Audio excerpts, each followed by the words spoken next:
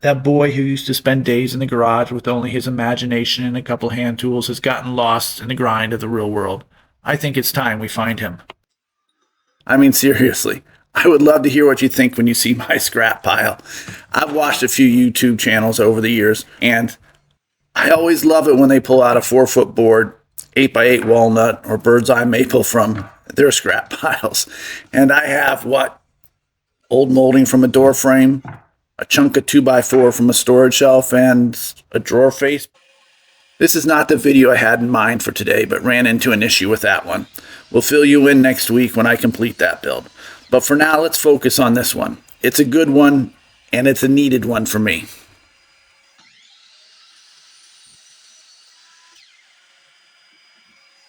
I'll cut everything down to a reasonable size. I'm not exact here. I'm building this for the first time as I film it. I need two 19-inch pieces on the 1x4 and one 19-inch piece on the 2x4.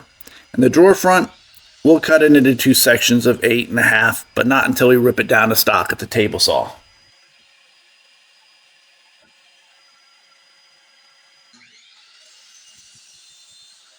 When using recycled material, dimensions can change on the fly.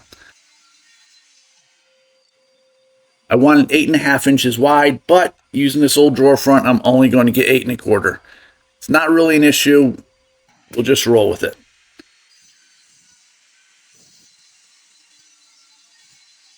The 1x4s get ripped into two strips, 2-inch and 1.5.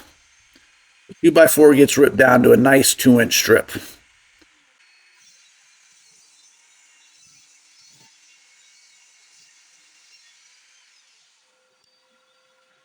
All right, full disclosure here. I'm building on the fly, as I said, and similar to last week where I forgot the bottom, I forgot my two top supports and didn't catch my 1-inch strips for the top either. So here you go.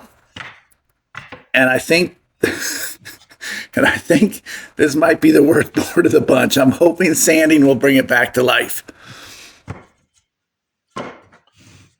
Deep cuts? What are deep cuts? Glad you asked.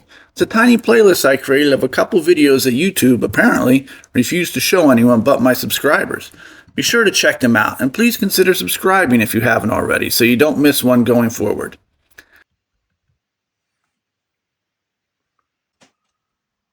And the skippy lid comes out again. The base needed some detail and function. If it were flat, the stool would wobble on uneven floors. So I raised the middle, letting it sit on just 2 points for balance. Since this is going in the library wall corner of this room, I tried to mimic the curve of an open book. It's subtle, just 4 inches to work with, but I like it as a little hidden design element.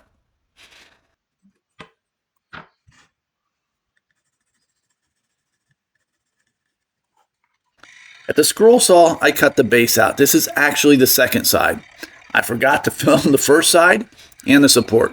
But once I was done with the first, I just traced it onto the second. And then cut as you can see here.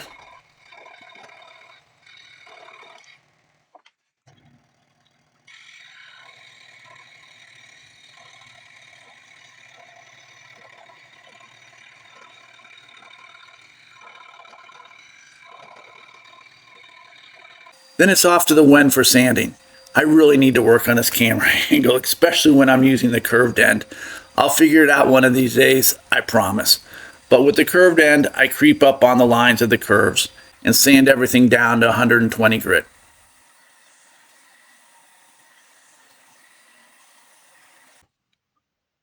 This is based off of an old colonial garden stool, probably from a couple hundred years ago. We're going to try to make it a touch more modern. Instead of the solid plank top with the hand cut out, it was so common back then, we'll be using the various planks instead, creating a pattern. And I have a couple other alterations along the way. But first, the main support needs to be cut to size, and we need to notch out the sides for the top two supports.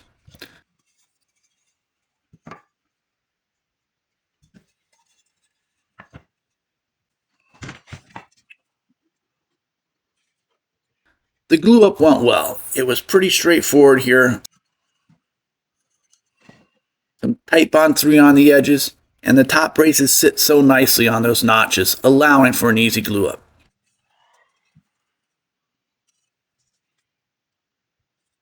And then, not really sure what I was thinking here, but somewhere along the way, I forgot I was going to glue this, then put a couple dowels in.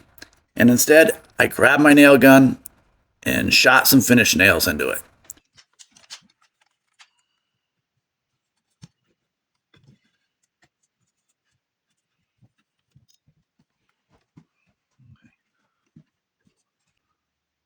So I put the main support in, 2 inches from the bottom and right down the middle. 2-inch screws sunk deep enough for me to cover with dowels. My dowel is actually a wooden handle from an old foam brush. I always save them. You can never have enough dowels handy. I went 2 inches further up and cut a 2-inch hole out. This is another one of those alterations. The colonial version, of course, would have had a heart, but I wanted to modernize this a bit. The strip plank was only one of the updates, so I went with a circle here, playing a little off the 2 dowels below. And now, I'm again playing with the top strips. Which way do I want to go? You think I'm bad with this? Just be glad I didn't show you what I went through on choosing the finish.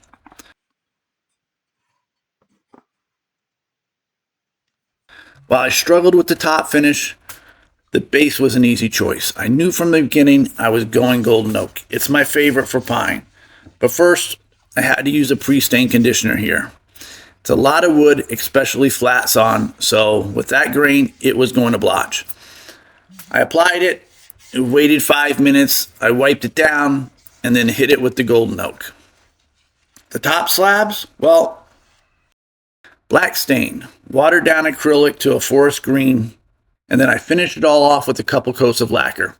I hit the 2 dowels on the end with black stain as well, trying to tie the base into the top. Not 100% sure I pulled it completely off. The stool, yes, no problems there. The colors, maybe I should have held firm with the burgundy strips I wanted, or maybe should have gone all black. My wife was hoping I just clear coated the whole thing. Sometimes you can't win no matter what you do. But it's solid, it doesn't rock, a throwback from the past, finished for today. Hey, thanks for watching. This was a bit of a journey. Some old wood, a few happy accidents, and a whole lot of sanding, but I kind of love how it turned out. A modern twist on something that could have been sitting on a porch 200 years ago. If you enjoyed the build, I'd be grateful if you hit that like button. And if you want more of these scrap to something projects, consider subscribing. I got a couple new ones coming next week. I hope to see you then. Thank you.